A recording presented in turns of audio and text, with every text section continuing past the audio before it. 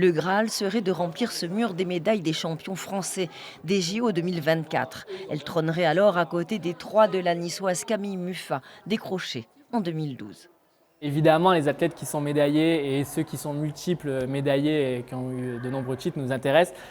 Sur ces Jeux de Paris 2024, on peut évidemment ressortir Léon Marchand, Teddy Riner, Pauline Ferrand-Prévot, Antoine Dupont qui a une superbe histoire également à raconter. Ce sont les athlètes peut-être stars qui nous intéressent. Pour le moment, une vingtaine d'athlètes se sont déjà engagés à offrir un de leurs accessoires. Ils rentreraient alors dans l'histoire, à côté de la première torche. Créée en 1936, elle symbolise depuis la compétition.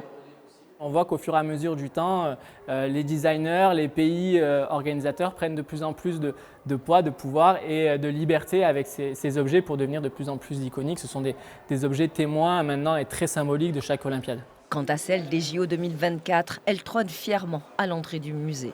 Dans les réserves aussi, on découvre des petites pépites qui nous font parfois faire un saut de 100 ans dans les Olympiades. Ici, une tenue de natation portée par l'équipe féminine de Grande-Bretagne en 1924.